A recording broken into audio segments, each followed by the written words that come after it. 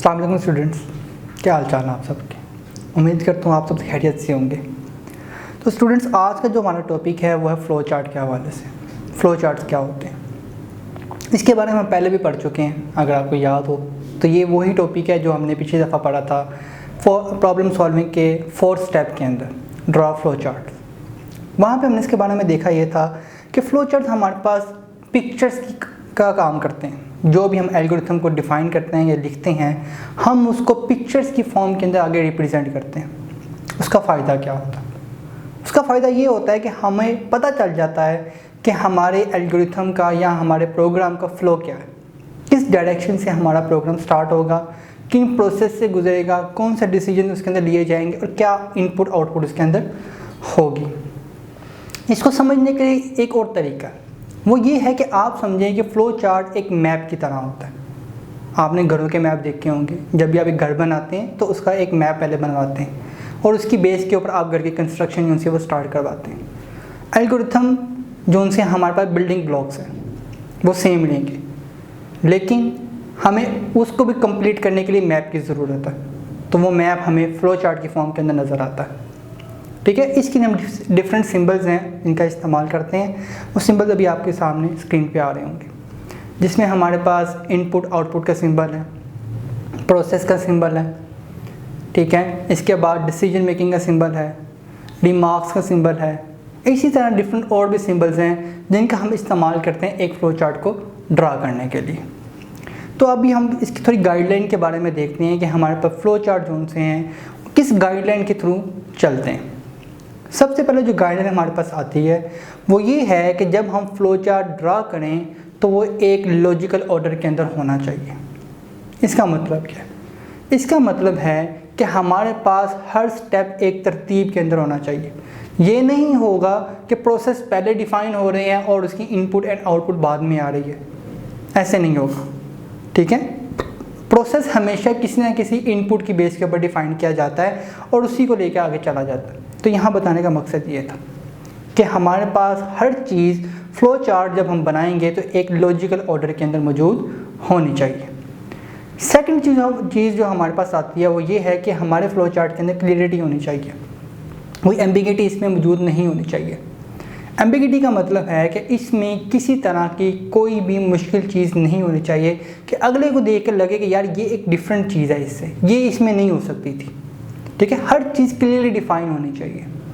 उसके बाद हमारे पास एक और इसकी गाइडलाइन है, वो ये कि हम एक सिंगल लाइन फ़्लो का इस्तेमाल करेंगे। सिंगल लाइन फ़्लो का मतलब है कि हमारे पास जितने भी सिंबल इस्तेमाल होंगे उसमें एक इनपुट ऐड हो रही होगी। इनपुट आने के लिए एक ही एरो का इस्तेमाल किया जाएगा through out the flow chart. हमने फ़्लो बताना है असल में। थर्ड जो हमारे पास गाइडलाइन आती है वो ये है कि जो हमारे फ़्लो चार्ट की डायरेक्शन है वो क्या होगी। तो दो डायरेक्शंस होती हैं हमारे फ़्लो चार्ट की, एक टॉप टू बॉटम और सेकंड लेफ़्ट टू राइट। ठीक है जी।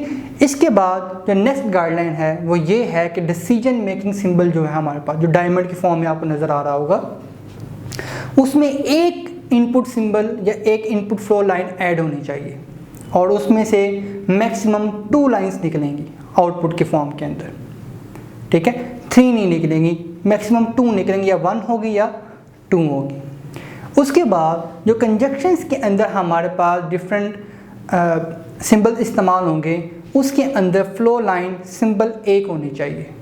ठीक है, अगर इनपुट की फॉर्म में अगर वो आ रही है तब भी एक होनी चाहिए, अगर आउटपुट की फॉर्म में जा रही है तब भी वो सिंगल होनी चाहिए। ठीक है जी। तो ये थी कुछ गाइडलाइंस जिसके ज़रिए से हम एक फ़्लो चार्ट को डिफ़ाइन कर सकते हैं, उसको बना सकते हैं। ठीक है, इसकी हम एग्जांपल भी देखेंगे अभी कि किस तरीके से एक फ़्लो चार्ट को बनाया जाता है और उसकी शेप किस तरह से हमें नज़र आती है। जो एल्गोरिथम्स हमने पिछले टॉपिक के अंदर डिस्कस किए थे उन्हीं का फ़्लो चार्ट हम इस टॉपिक के अंदर भी बनाएंगे। इसके बाद हमारे पास आ जाते हैं एडवांटेजेस। हमारे पास क्या फ़ायदे हैं एक फ़्लो चार्ट को डिफ़ाइन करने के। तो सबसे पहला फ़ायदा जो हमारे पास आता है वो ये है कि हर चीज़ डॉक्यूमेंटेड हो जाती है। ठीक है। डॉक्यूमेंटेड होने का मतलब ये है कि जो भी नया यूज़र आएगा फ्लो चार्ट को देखेगा, फ्लो चार्ट को देख के उसको आइडिया हो जाता है कि हमारे पास चीज़ें किस तरतीब के अंदर से चल रही हैं। उसके बाद फ्लो चार्ट की वजह से मेंटेनेंस किसी सिस्टम की ईजी हो जाती है। हमने एक सिस्टम जो बनाया है उसको जब हमने रियल लाइफ में इम्प्लीमेंट किया है, तो इम्प्लीमेंट करने के बाद हमने उसको अपग्रेड भी तो करना है। उसको अपग्रेडेशन कैसे की जाएगी, तो फ्लो चार्ट इस सेंस में हमें हमारी जो उनसे काफ़ी हेल्प कर सकता है। ठीक है जी। तो फ्लो चार्ट जो सा है वो हमारे डिफरेंट जो प्रोग्रामर्स होते हैं उनके एफर्ट को भी बचाता है। वो किस तरह से, एक पर्सन जो प्रोग्रामर है उसने फ्लो चार्ट पे काम किया है और टाइम आने पे वो छोड़ के चला गया, उसकी जगह पे जो नेक्स्ट पर्सन आएगा वो ये देखेगा कि फ़्लो चार्ट किस तरतीब से चल रहा था, तो उसको नेक्स्ट काम को आगे लेके जाने के लिए आसानी होगी। तो ये थे हमारे पास कुछ एडवांटेजेस। इसके अलावा हमारे पास इसके कुछ डिसएडवांटेजेस भी मौजूद हैं। वो ये हैं कि सबसे पहले डिसएडवांटेज कि फ़्लो चार्ट कॉम्प्लेक्स किस्म की प्रॉब्लम्स का नहीं बन सकता। ठीक है, अगर प्रॉब्लम कोई बहुत कॉम्प्लेक्स है तो उसके लिए हम फ़्लो चार्ट को डिफ़ाइन नहीं कर सकते। फ़्लो चार्ट हमेशा जो सा सिंपल प्रॉब्लम्स के लिए बनाया जाता है। ठीक है, अगर दूसरी चीज़ ये है कि अगर फ़्लो चार्ट को ड्रा करते हुए किसी किस्म की कोई मिस्टेक हो जाती है तो ये नहीं कि हम जाके ठीक कर लेंगे उस लाइन को, ऐसे नहीं होगा, हमें पूरा फ़्लो चार्ट शुरू से ही बनाना पड़ेगा।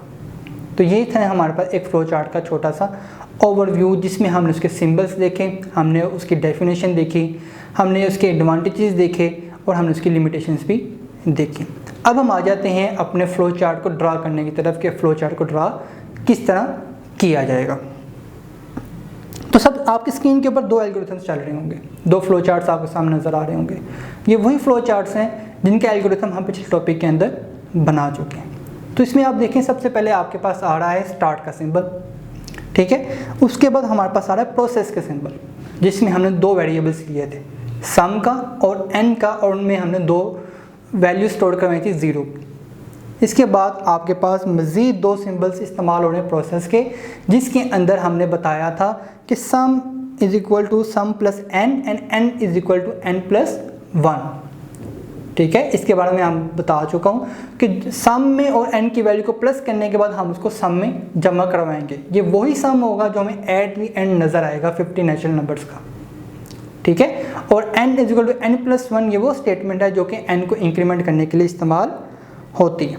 उसके बाद आते हैं हमारे पास डिसीजन का सिंबल, जो डायमंड सिंबल आपको नज़र आ रहा है। यहाँ पे आप देखिए एक लाइन एरो लाइन उनसे इसके अंदर जा रही है और 2 लाइंस इसमें से निकल रही है, एक डाउनवर्ड जा रही है, एक वापस ऊपर की तरफ जा रही है।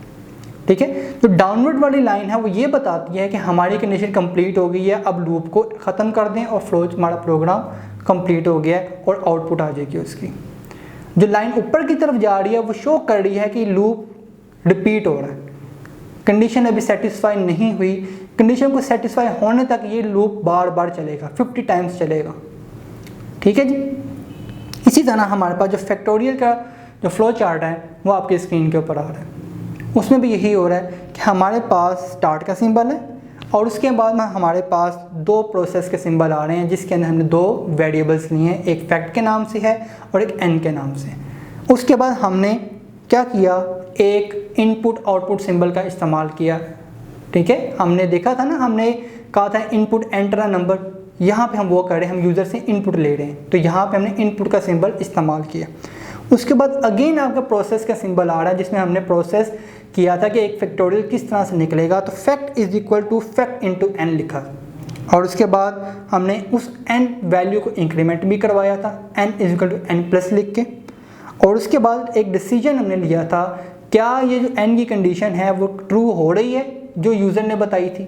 अगर यूज़र ने 5 एंटर किया था, क्या एन में वैल्यू 5 आ चुकी है, अगर नहीं आई तो लूप को दोबारा से चलाओ, और अगर आ गई है तो उसको एग्जिट कर दो नीचे की तरफ। और उसके साथ ही हमारे पास हमने आउटपुट का सिंबल लगा के बताया है कि फैक्ट में जो भी वैल्यू होगी वो हमें डिस्प्ले होगी, और उसके बाद हमारे पास जो एल्गोरिथम है वो कंप्लीट हो जाएगा by using the stop symbol.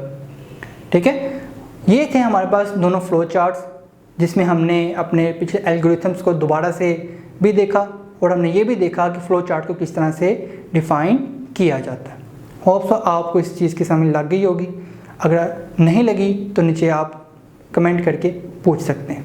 अगले टॉपिक में फिर मिलेंगे, तब तक के लिए अल्लाह हाफिज़।